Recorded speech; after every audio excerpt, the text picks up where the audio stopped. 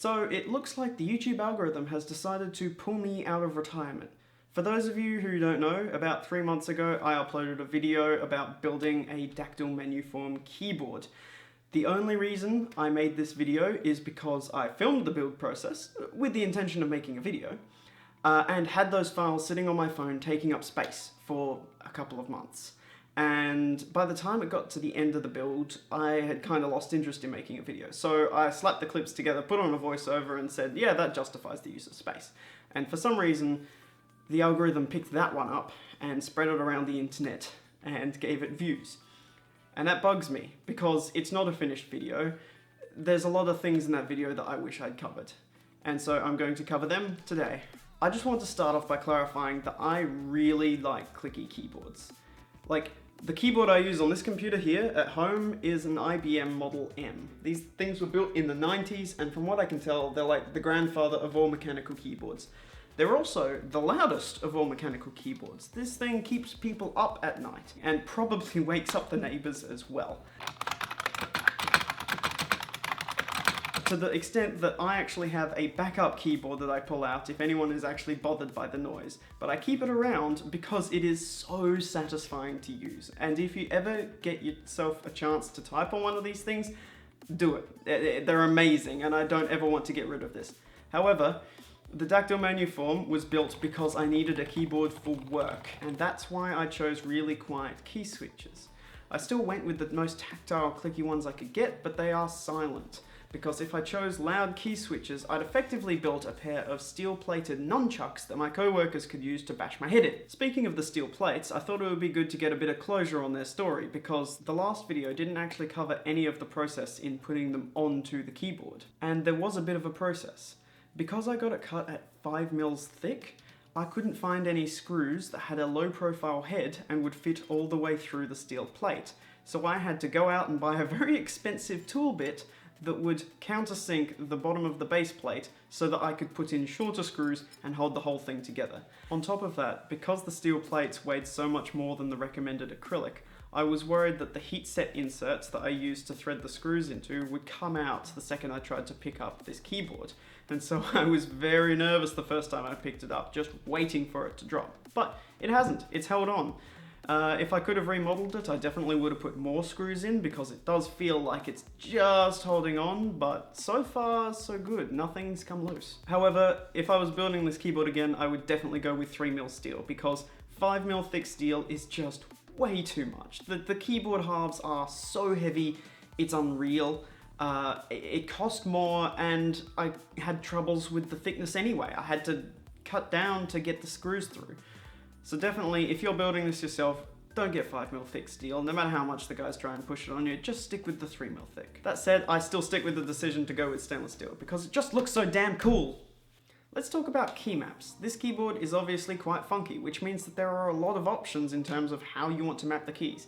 It's basically endless. There's some set ones that you can go with, but I would recommend just making your own. If you've gotten to this stage, you might as well. Personally, I use Vim a lot, and in Vim you press the escape key a lot, so I map the escape key to be where the caps lock button usually sits. This stops me from having to do any kind of swapping in an operating system, and generally is just a lot more usable.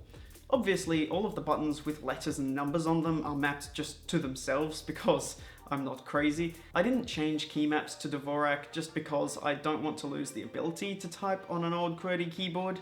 And I know that you can do both, but that learning curve just didn't sit well with me, so I'm sticking with QWERTY even though it's less efficient. However, the thumb clusters are a bit more interesting, because they are the spots where you can take those keys that are a long way away on the keyboard and bring them in closer to your fingertips, which really is where they should be. I don't know why there's so many keys everywhere on a keyboard, but hey. For me, on the left side, I've got a red button that I'll get into later, an operating system button, which you can think of as just the Windows key, a control button, an alt button, the caps lock button because it got moved and swapped with escape, and an F5 button because it's useful for refreshing web pages, and honestly I just kind of ran out of buttons to put on this hand. On the right side, I've got the spacebar because for some reason, no matter what keyboard I type on, I always press the spacebar with my right hand, so I might as well not have it on the left and just leave it on the right. I've got enter right below that because there's no space for enter off to the pinky finger on the right hand side. And then I've got page up, page down, delete, and a dedicated asterisk key so I don't have to hold down shift when I need to multiply things. So back to the red button. If you hold that down, you get a totally different layer of keys. It's effectively a modifier key, or like holding down shift. And in this case, when you hold it down, all of the numbers turn into the function buttons corresponding to them, with F11 and F12 kind of stuffed into the side. I also added in a numpad on the right hand so you can enter numbers faster. And this is how I rolled for the first few months. But I recently decided to change it because I use i3 as a window manager, and if you don't know what that means, don't worry about it. But it basically means that I need to hold down the Alt button and press the numbers very often. And reaching from the Alt button all the way to the other side of the keyboard just to reach 1, 2, and 3 was not very usable for me. So I decided to change it with the old operating system button, and hopefully it'll be a lot more usable from here on out. While I was updating the key map, I figured I might as well change some other things that were bugging me. Like, I never pressed the page up and page down button once the whole time I had it mapped, so I just changed them for home and end keys. I also added in an insert key because shift insert to paste in Linux is a thing, and I totally forgot about it the first time around. And that leads me into flashing, because that's one of the advantages in making a keyboard like this, is that if you forget something the first time around, like the insert key, you can just open it up and reflash a new key map. So let's talk about flashing. Flashing is just the process of taking your key map and putting it onto the Arduino chip. You also tell the Arduino that it is actually a keyboard, not an Arduino anymore, which means that when you plug it into a computer, it is immediately recognized without the need for any drivers, which is a huge positive. The go-to software for flashing keyboards is called QMK, and I'll tell you what, this software is goddamn magic. It has no business being this good, but it is. You just go to the online configurator, drag and drop keys to make the best possible key map that you can think of, click the download button, install the software, punch the enter button, and when it tells you to, reset the Arduino. If I could do it again, I would change 3 things. The first is the base plate. I would definitely go with a 3mm base plate instead of a 5mm. The second is the paint. The way that the matte paint I chose came out made it look like I just printed it in black PLA and left it like that. I did a lot of work sanding it, and I kind of wanted to show that off. If I did it again, I would just print it in a color that I wanted to begin with and then sand it down and leave it at that.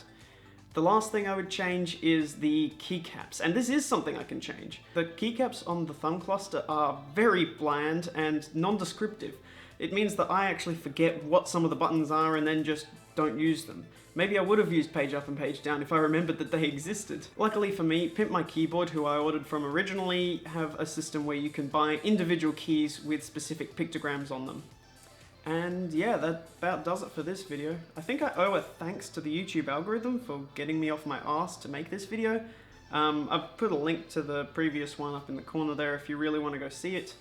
And yeah, otherwise, thanks to those of you who decided to subscribe. A bit strange, I wouldn't have after seeing that video, but hey, I'm not the boss of you.